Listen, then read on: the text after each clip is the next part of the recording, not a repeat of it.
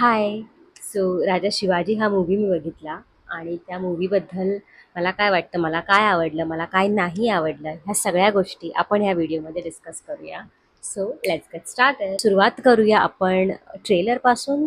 ट्रेलरमध्ये ट्रेलर जेव्हा लॉन्च झाला तेव्हापासून एक नेगेटिव्ह पी आर आपल्याला बघायला मिळत आहे.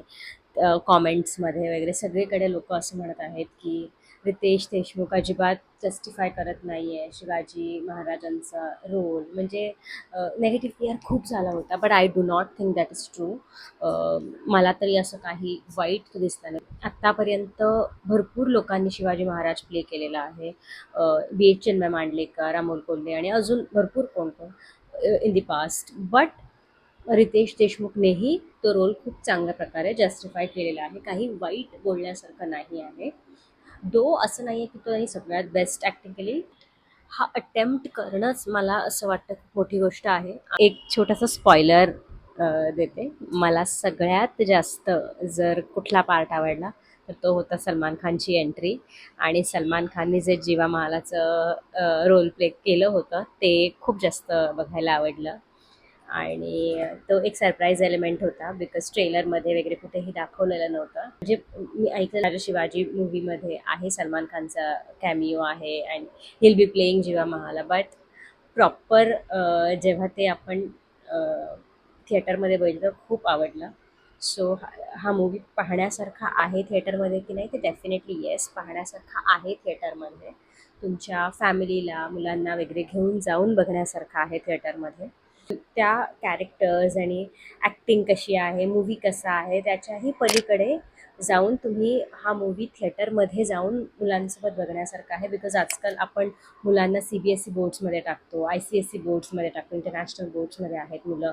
त्यांना शिवाजी महाराजां हे हिस्ट्री बुक्समध्ये नाही आहेत. आपण स्टेट बोर्ड्समध्ये होतो, आपल्याला शिवाजी महाराजांचा इतिहास होता आणि हिस्ट्री बुक्समध्ये आपण त्यांच्याबद्दल वाचलं आहे. ते आजकाल मुलं नाही करत आहेत. सो आपण घरात किती बोलतो त्यांच्याशी, मुलांशी जास्त नाही, राईट?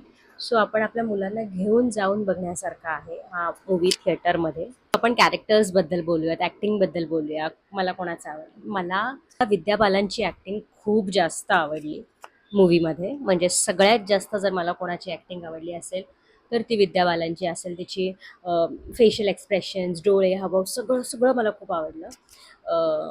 ह्या आधी बडी बेगमचं जे कॅरेक्टर तिने प्ले केलेलं होतं, ह्या आधी आय थिंक मराठीमध्ये वर्षा उसगावकरनी हा प्ले केला होता, हा रोल प्ले केला होता. बट तो मला बिलकुल आवडला नव्हता. तिचं डायलॉग डिलिव्हरी वगैरे काही आवडलं नव्हतं. बट मी जेव्हा विद्या बालनचं बघितलं, हॅट्स ऑफ.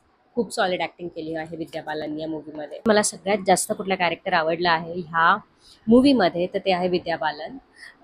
मला असं वाटलं होतं की जिजाऊचा रोल खूप स्ट्रॉंग असायला पाहिजे होता मूवीमध्ये. मराठीमध्ये मृणाल कुलकर्णीने खूपच सुंदर भूमिका ती नेहमीच करते जिजाऊची. बट मला भाग्यश्रीचा रोल बिलकुल आवडला नाही. आणि रितेशच्या दोन्ही मुलांची छान ॲक्टिंग होती. त्यांचं डेब्यू फिल्म आहे, सो खूप छान त्यांनी केलं होतं. जेनेलिया मला वाटलेलं की खूप क्यूटनेस ॲड करेल त्या रोलमध्ये. तिने नक्कीच क्यूटनेसच तेवढाच ॲड केला आहे. बाकी जेनेलियाच्या ॲक्सेंटमुळे आणि तिच्या डायलॉग डिलिव्हरी पूर्ण फेल गेला जेनेलियाचा कॅरेक्टर. सो मला असं म्हणजे मला असं वाटलं की जसं तिने तिचं फर्स्ट वाक्य आलं आणि मला असं वाटलं वेट वॉट, म्हणजे मराठी इंडस्ट्रीमध्ये कोणीच ॲक्ट्रेसेस नाही आहेत का? की म्हणजे ठीक आहे, त्या 4-5 ॲक्ट्रेसेस सोडून पण भरपूर आहेत ना मराठी इंडस्ट्रीमध्ये मुली. का नाही कोणाला फ्रेश फेस, का नाही कोणी कास्ट केला? का जेनेलियानेच हा रोल केला, जिला प्रॉपर मराठी येत नाही बोलता, तिने का केलं असं मला वाटलं. बाकी ओव्हरऑल मूवी मध्ये एडिटिंग मला एवढी काही खास नाही वाटली. थोडी कार्टूनिश वाटली. व्ही एफ एक्स वगैरे थोडे बेटर असायला पाहिजे होते असं वाटलं. अभिषेक बच्चन पण मला काही तिथे वाटलं नाही की त्याची ॲक्टिंग प्रॉपर होते. म्हणजे असं मला वाटतं रितेश देशमुखने जरा घरातल्यांनाच घेऊन आणि फ्रेंड्स अँड फॅमिलीमध्येच तो मूवी केला. थोडे अजून मराठीतले चेहरे दिसले असते तर मूवी खूप सुंदर झाला असता. मराठीत भरपूर चांगली लोक होती. जसं की जितू दादा जेव्हा स्क्रीनवर आला, जितेंद्र जोशी, तेव्हा खूप मस्त वाटलं. सिद्धार्थ जाधवचा वगैरे पण रोल एक खूप खूप कमी होते. थोडे जास्त त्यांना स्क्रीन टाईम द्यायला पाहिजे होतं असं मला वाटलं. आत्ताच मी इंस्टाग्रामवर पोस्ट बघितली की ग्लोबली ह्या मूवीने 115 करोड केले आहेत. So it's good, but better होऊ शकला असता मूवी. भरपूर सीन्स मला त्याची गरज नाही वाटली. असं वाटलं अभिषेक बच्चनचा जो पार्ट होता तो जरा जास्तच खेचला गेला. तो नसता जास्त दाखवला तर चाललं असतं. जास्त खेचल्यासारखा वाटला मूवी. 3 तासाचा खूप जास्त वाटला. So overall I will give this movie A 7/10.